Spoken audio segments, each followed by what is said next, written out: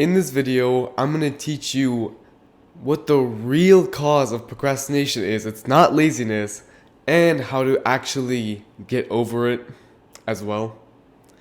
I have to make video ideas to actually come up with videos, right? I have to actually have an idea that goes into a video. And usually that takes the form of me just sitting down sometime, looking over some of my notes, and connecting ideas, using my creativity to come with ideas. However, I honestly have to force myself most of the time to actually sit down. It isn't as natural for me as I would like it to be.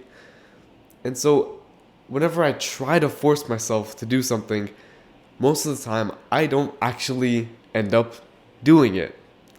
For example, I would honestly really want to do the video ideas, but anytime I wanted to sit down and try, I'd come up with a really good excuse of something I could do instead. Something productive I could do instead. Even though it's productive, it's still not what I wanted to do. And so, in my honest opinion, it's still procrastination. I would tell myself that I should go ahead and cook some meals for the future, or I should go ahead and read the book. I have some extra time right now. And they're productive things, but it's still not what I wanted to do. That's what procrastination does. It makes it so that you do something else, period. But some of those other things, which I'm going to call distractions from now on, those distractions aren't always bad for you. They might even be productive. Like I mentioned earlier, they might be reading a book. They might be go ahead and finish that. Go ahead and finish the dishes that you started earlier. It could be anything. And even though it's productive, it's not what you wanted to do. Because procrastination not only does that, but it also gives you more work.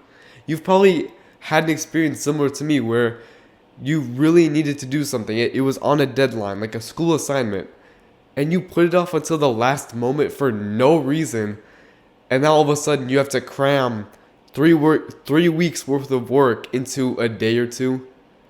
You just made yourself have so much more work than if you had just worked on it a little bit every single day. You give yourself more work and you distract yourself with productive things. So clearly you're not lazy, because if you're going to be doing all this other distractions and giving yourself more work, you're not lazy. Lazy people want to do as little work as possible, and yet they want to do as little things as possible as well. You're not lazy. We're not lazy. That's not the problem here. The problem isn't laziness, it's emotions. Emotions are the problems that cause procrastination. Whenever we procrastinate, we feel negative, we feel frustrated, we feel bored, we feel disappointed, we feel some kind of fear, we feel any kind of emotion that's negative. That negative emotion spirals into procrastination, because when you feel bad, you want to start feeling good again. That's just a clear line. You want to feel good after you feel bad. What procrastination does is it gives you short-term relief. It almost lets you get away from the negative emotions just for a little bit. Because we as human beings, we only do things that benefit us. We don't randomly amputate our limbs, right? We always want to do something that we see a clear benefit in. The benefit in procrastination is that short-term relief. The reason why you procrastinate is because you want a break from your stress. You want to get away from that fear that you have. It's not laziness. It's not something inherently wrong with you. It's just your emotions. The action step that I want you to take from this video and actually apply what you just learned is I want you to think of a negative emotion that's holding you back right now. This very second, there's probably a negative emotion that's holding you back. I want you to take that emotion, picture it in your mind, and figure out what it is. Give it a name. What is that emotion that you feel? Is it boredom? Is it anger? Annoyance? There's some name for that emotion that you feel right now.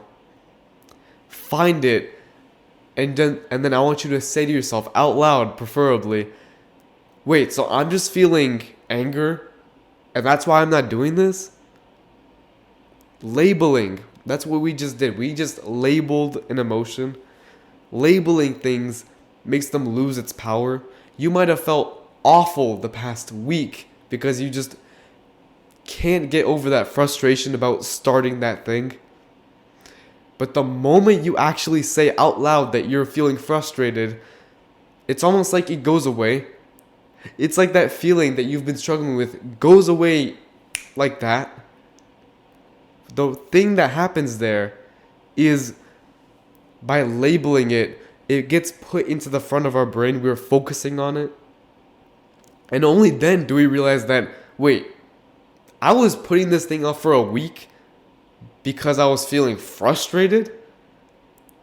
The logical minds in our brain realizes that it's just stupid because procrastination is stupid, but in the moment it doesn't feel like that. But when we actually think about it, we logically think through the emotion we feel, you can get rid of it. I want you right now to label once more. You probably labeled one time, or maybe you didn't even listen to me, but label it again. And each time you label it, each time you say out loud, oh, I'm just feeling a little bit annoyed. Each time you say that, you actually feel better because you realize that even though you feel this way, you can still do it. In the future, I want you to use labeling to its fullest. Don't be afraid of sounding kind of weird, but to be honest, nobody can judge you. It's just you and your own brain. Just say, oh, I'm feeling annoyed.